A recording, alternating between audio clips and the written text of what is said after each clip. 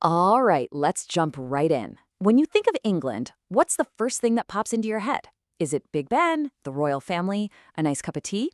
Well, all of that's part of it, sure. But today, we're going to peel back the layers and look at the fascinating, complex, and often contradictory heart of England.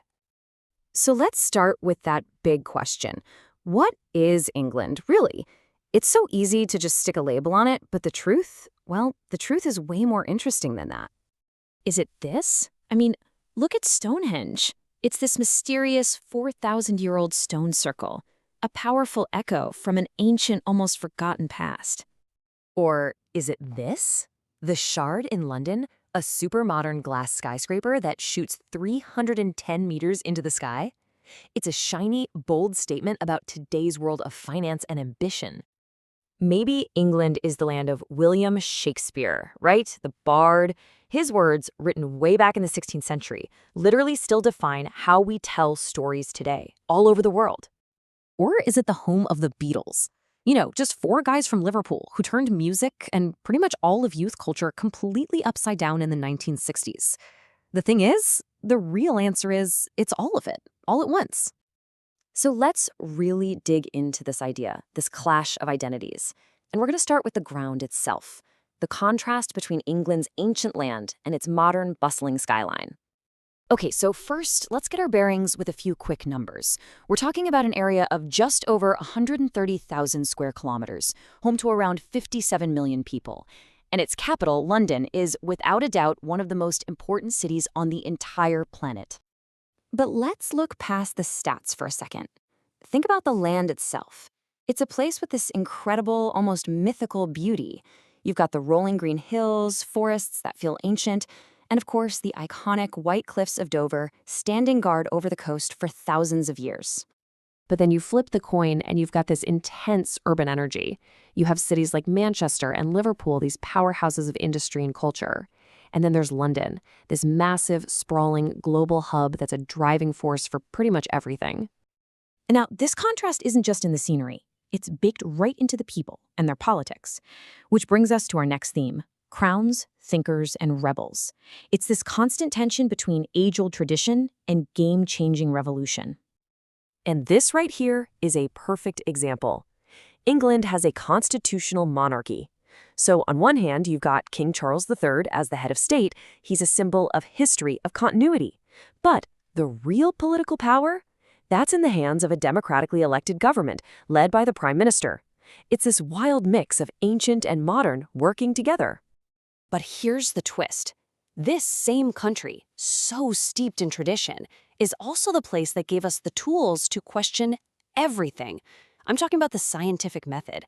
An English philosopher, Francis Bacon, championed this radical idea. Don't just believe what you're told. Test it. Prove it. And that spirit of rebellion, of inquiry, wow, it produced some of the biggest thinkers in history. Just think about it. We've got Isaac Newton figuring out gravity, Charles Darwin explaining evolution, and Alan Turing and Ada Lovelace. Well, they basically laid the foundation for the computer or phone you're watching this on right now. So this push and pull between tradition and rebellion, it isn't just for politics and science. No, it's woven right into the fabric of daily life. Which brings us to our third theme, the quiet, everyday rituals versus the loud, world-shaking energy of rock and roll. Okay, let's start with a quiet ritual. And it all comes down to one absolutely staggering number, 100 million. Any guesses? That's how many cups of tea the English drink every single day. If that isn't a national ritual, I don't know what is. And that's really just the tip of the iceberg. It's all part of this wider culture of comfort. You know, things like the family gathering for a Sunday roast, grabbing some classic fish and chips, or the whole ceremony of afternoon tea. These are the traditions that give life a certain rhythm.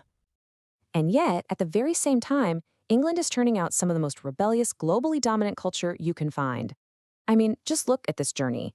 You go from Shakespeare's Globe Theatre in 1599 to the Grand Royal Albert Hall to the cultural explosion of the Beatles, all the way up to global megastars like Adele and Ed Sheeran today. And you really can't overstate the global impact here. The English language itself, its literature, and of course, its sports. Football, cricket, rugby, they're all a part of daily life for literally billions of people all around the globe. So, after all that, where are we? We've seen a nation that's absolutely defined by its contrasts. Let's try to pull all these threads together as we think about England's next chapter.